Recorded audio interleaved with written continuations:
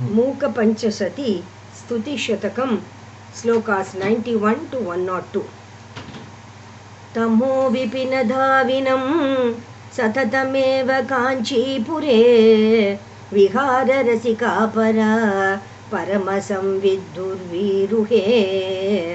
कटाक्षनिगलैर्दृढं हृदयदुष्टदन्तावलं चिरं नयतु मामकं त्रिपुरवैर्यसीमन्तिनी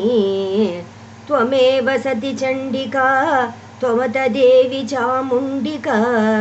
त्वमेव परमातृका त्वमसि योगिनी रूपिणी त्वमेव किल शाम्भवी त्वमिह कामकोटिजया त्वमेव विजया त्वयि त्रिजगदम्ब किं ब्रूमहे परे जननि पार्वती प्रणतपालिनी प्रातिभ प्रदात्रि परमेश्वरी त्रिजगदाश्रिते शाश्वते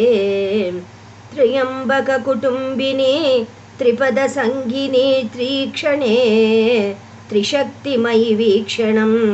मयि निदेहि कामाक्षिते मनोमधुकरोत्सवं विदधति मनीषाजुषां स्वयं प्रभव वैखरी विपिनवेतिकालम्बिनी अहो शिशिरिता कृपा मधुरसेनकम्पातटे चराचरविदायिनी चरति कापि चिन्मञ्जरी कलावति कलाभृतो मुकुटसीम्नि लीलावती स्पृहावति महेश्वरे भुवनमोहने भास्वती प्रभावति रमे सदा महितरूपशोभावती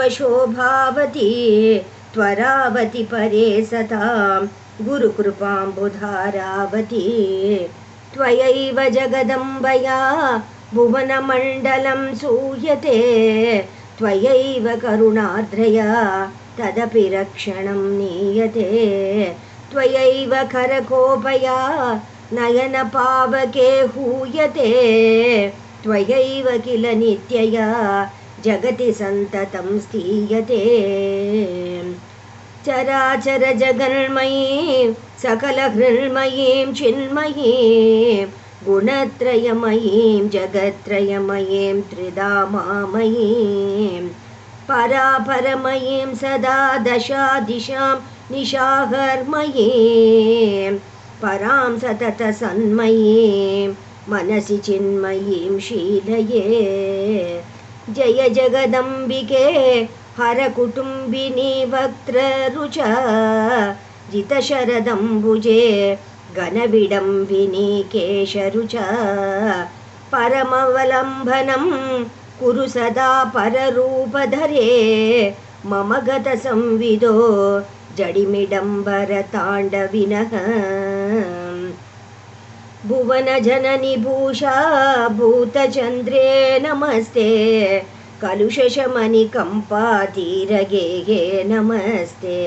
निखिलनिगमवेद्ये नित्यरूपे नमस्ते परशिवमयि पाशच्छेदहस्ते नमस्ते क्वणत्काञ्ची काञ्ची पुरमणिविपञ्चीलयझरी शिरकम्पा कम्पा वसतिरनुकम्पा जलनिधिः घनश्यामा श्यामा कठिनकुचसीमा मनसि मे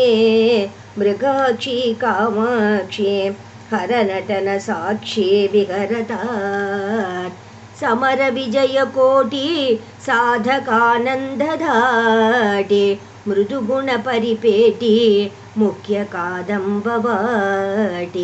मुनिनुतपरिपाटि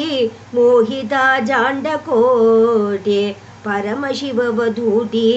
पातु मां कामकोटि इमं परवरप्रदं